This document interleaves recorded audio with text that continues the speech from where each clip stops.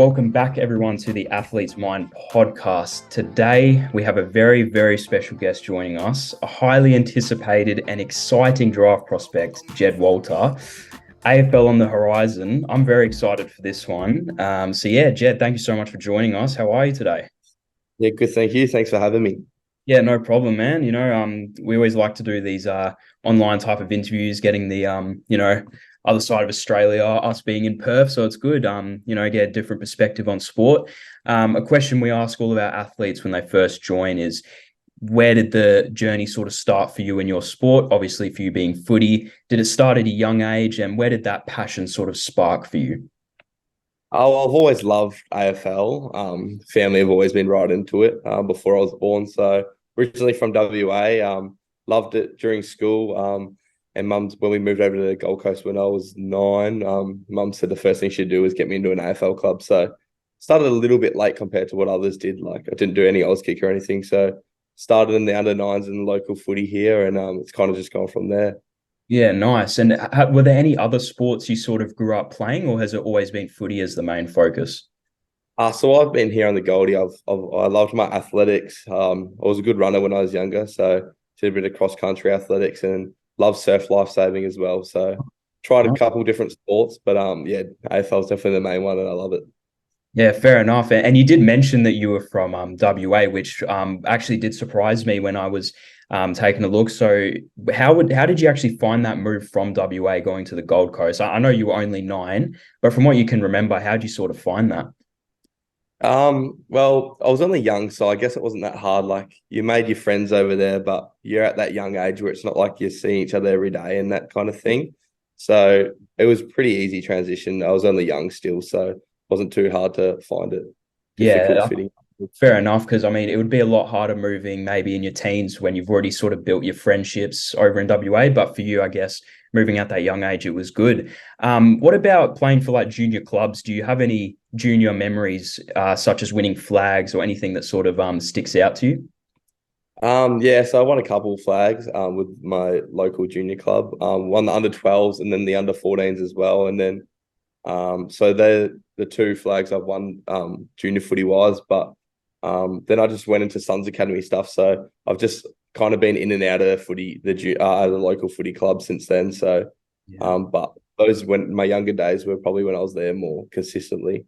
Yeah, and you did go get into the Suns Academy at quite a young age. Do you sort of miss like the club days, sort of having fun, obviously being at a higher level that you are now? Yeah, for sure. You usually play at your local club with all your teammates from school. So yeah, I definitely miss it. But I enjoy playing a high level footy as well now. So yeah. Yeah, and I mean, at your time at the Suns, like for me, I've been looking into it.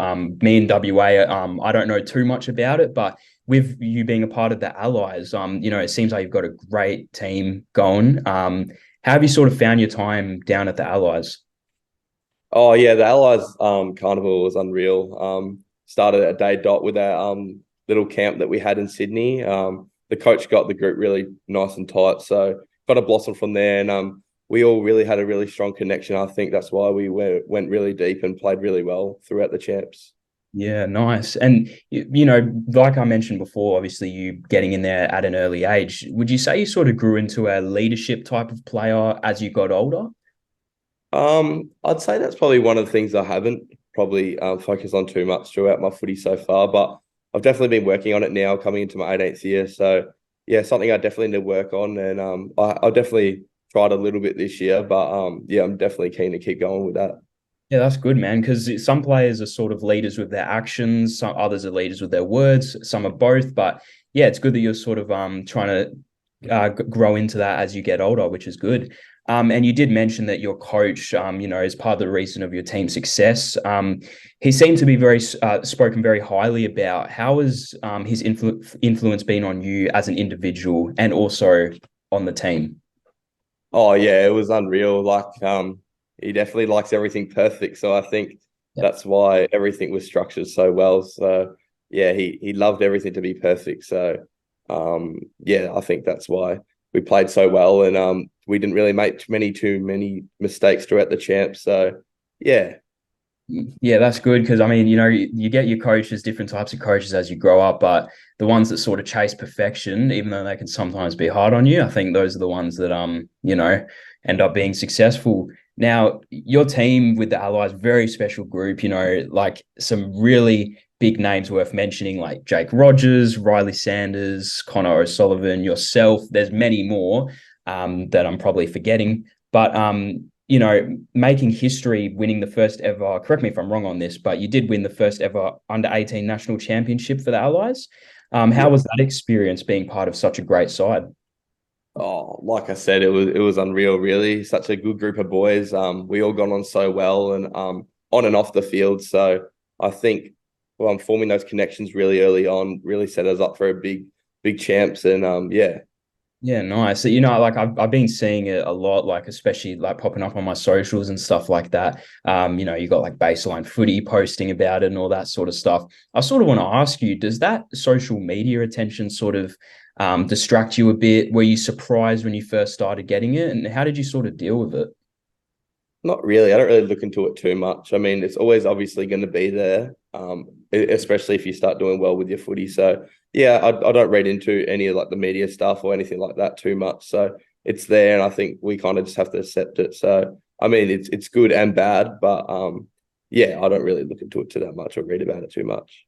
Yeah, that's good because a lot of players, as they start getting to that point of reaching success, the social media can become a big part in their lives. And like you said, it has good and bad parts to it. So no, it's good that you sort of keep out of it to an extent. Now going on to other experiences that you've had, there was the game against the VFL Carlton side at Marvel Stadium. An unforgettable experience, I can imagine. Walk us through the feeling of playing on Marvel Stadium and such a great experience for you. Oh, that was an unreal experience. Really had to soak it all in for however long we were out there. So, no, it was pretty cool playing there before a game as well. So, and to play against some AFL listed players was pretty cool. So it was a good high standard of footy, and yeah, it was great to get the win as well. Yeah, and how was your time at the AFL Academy? Coming up against other highly anticipated players. What did you sort of learn from that experience? It was just good training with like the best players in the country, really. You can take some stuff off other players and kind of implement it into your game. So yeah, it was just good, and obviously forming those connections with other boys that are going through the same thing as you. Yeah, because I think AFL posted a video of a bit of insight into it. I gave it a watch, and it's just interesting seeing like behind the scenes of what actually goes on at the academy. And yeah, I think it's a really cool thing that the AFL do, and it seems like it's good for all of you boys that you can benefit from it. So yeah, that's awesome. Now going on to more of your position that you play in footy, being a key forward and having an insane build, no doubt your strength is shown throughout your game with your physicality. But has there been anything in particular you have tried to work on or improve this year in your game? Yeah, for sure. I think there's always things that no matter what player you are, you got to improve on. So yeah, definitely. I definitely try to work on my kicking and stuff throughout the year, field kicking. I've never done a preseason, so I've always been away like on holidays. I was overseas during the last preseason in America and Canada with the family, so kind of Hmm. missed that base to build into the year. So I mean, it was good to get a break as well from that as well. But yeah, definitely working on kicking, my set shot kicking as well, which was going pretty well. And obviously, if you're having a lot of shots on goal, that's also a good thing to look on. So, and then obviously working on my marking and all my strengths of the game as well to turn them into weapons, really. Yeah, and that's good because you try and perfect all these different parts of your game to bring it into one, and it really seems like from what I've seen of your highlights and everything, you're really developing into that all-round player, which is what AFL teams look for and what takes you to the next level. So that's awesome.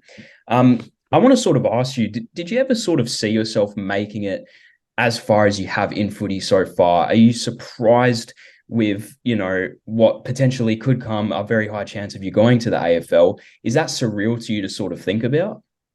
Yeah, it's pretty surreal. I mean, it's nearly every boy's dream in Australia to get drafted or make the AFL. So yeah, since a little boy, that's all I've really wanted. So I've been really working hard towards it all these years. So if it came true, I'd be really happy, and yeah, it'd definitely be a surreal moment.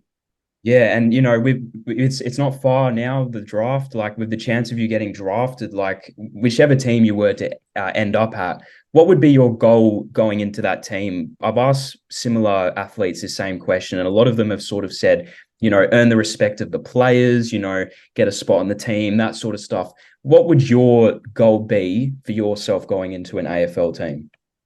Yeah, definitely to earn the respect of the players, like you just mentioned. I think that's a big one, and the way you're going to do that is by training hard, working hard, doing everything you can, the little things and the extras, and yeah, I think that's the main one, really. Yeah, nice. I wish the best for you for when you reach that opportunity. So yeah, hopefully that all goes well. Now we'll move on to a bit of quick fire questions. This is sort of something that we've recently added in the podcast, moving outside of sort of footy, but we've got four for you. So the first one we have is, what is the nickname you get called out on the field? I should not really have a nickname. Oh, Name's really? pretty sharp, so it's a bit easy to say. But yeah, usually just Jed or Jeddah, or yeah, don't really have one. Yeah, fair enough. I mean, yeah, with short names, you get that. Number two for you is, who was your closest mate at the Allies? I'm sure there was multiple. You're close with all the boys, but was anyone in particular? Well, obviously got the four boys who are in the Suns Academy, so close to them. Spend nearly every day with them at the club. So, but if I had to go outside of the out of the academy boys, probably Ari Schoenmaker or Colby McKercher, one of Yeah. those Tassie boys. Done a bit of footy with Colby through the National Academy and Allies last year. So I spent a bit of time with him and met Ari Schoenmaker, and he's a good fella as well. So, but all the boys were good, got on well with Yeah. all the boys. Yeah, of course. Nice. Now, number three is, who is your favorite AFL player of all time? My favorite player is Charlie Curnow. Fair So enough. yeah, Yeah. Very similar characteristics. yeah, yeah. Yeah. Try to. All right. Number four is the last one we've got. Is what was your favorite subject in school? Well, footy was one of my subjects at school, so Oh yeah, with of that. course. But if I had to go outside of footy, um, I'm not sure. I didn't mind the construction side of it. By grade 11 and 12, I did construction engineering. That was pretty good, and did it with my mates as well. So I had some good fun doing that. So probably that. Yeah, nice. Now, yeah, that's the end of the quick fire questions. Hope you enjoyed some of that. Something new that we've sort of introduced on the potty. But yeah, we'll just ask you some personal questions. And we ask all of our athletes this, being on the athlete's mind, sort of going onto that mental side, something that we speak heavily on here.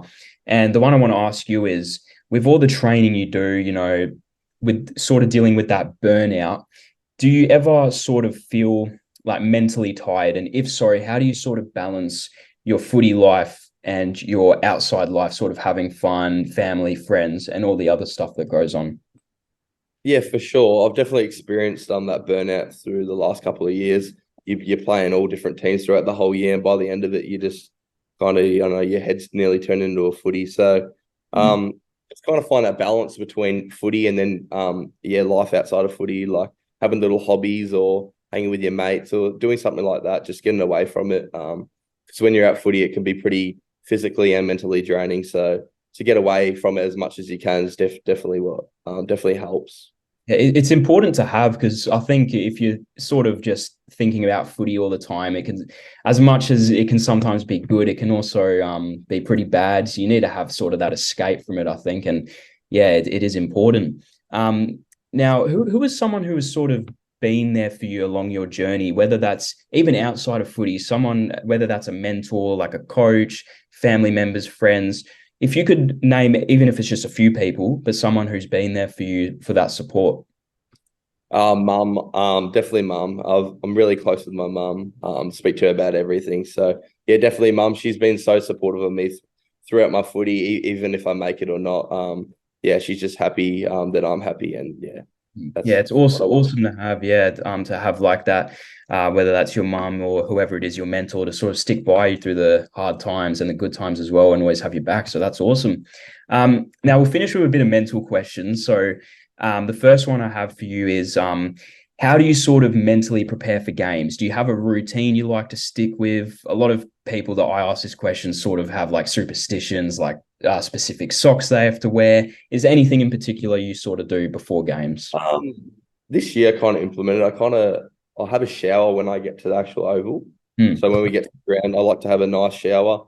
Then finish with cold shower. So, and then always double sock. I always wear double socks. Yeah. But they're probably the main two. And then I usually take a little bit of time before the game, shut my eyes for a little bit, and kind of just imagine things. So yeah, and just kind of get my mind off the footy and playing, and then by the time we go, I'm ready to go. Yeah, nice. So I don't know what it is with the double socks. I've heard a lot of people sort of do that same thing, but yeah, I mean whatever works works, and also with you mentioning sort of just like closing your eyes and sort of taking your mind off it before you go out. I think that's a really good one just to sort of calm yourself down. And it doesn't work for everyone, but it's definitely up there with a good strategy to mentally prepare for games. Now, what about dealing with a loss? Is there any way you sort of obviously it puts you in a bad mood and you don't really want to talk to anyone, but how do you sort of deal with that moving forward? With a loss, obviously, yeah, you can really get down in the dumps, but I mean, you're gonna lose. You can't win all the time, so you might be down on it, but you got to move on from that pretty quickly and then reset and get ready to go for the next week. So yeah, it doesn't affect me too much. So I'm a pretty positive person. So yeah, I can move on and really look forward to the next week really quickly. So which is a Yeah, good thing. yeah, that's good because yeah, you don't want to dwell on it too much. Otherwise, it's just not good moving forward. Now the last question I have for you is talking about what sort of motivates you when you're playing. So when things are hard, when things are going well, for example, if you're sort of in a tough spot mentally with footy, what do you sort of think to that keeps you going and keeps you motivated throughout the rough times? Is there anything in particular you like to think of? Control what you kind of can control. I mean, you can't always go out there and kick 6 goals and take marks and everything. It's not always going to come. So just going back to the basics as well and doing what you can, not trying to do too much. So if nothing's all clicking for me, I'll try to just tackle pressure. I'll just go back to that crashing packs really. So just doing the things you can do, and not trying to go overboard and trying to do too much. Yeah, nice. I respect that. Now, that about wraps it up. So thank you so much, Jed, for joining us. We really do appreciate it. We always love getting the other side of Australia type of perspective on footy. It really is awesome and something that we're trying to do. So yeah, thank you for taking the time. Everyone listening and watching right now, this will be out on YouTube, Spotify, and all other podcast platforms. Yeah, please go and follow Jed and show him some love. He's, a big future ahead. So yeah, that about wraps it up. I'll catch you guys in the next episode of The Athlete's Mind. Thank you.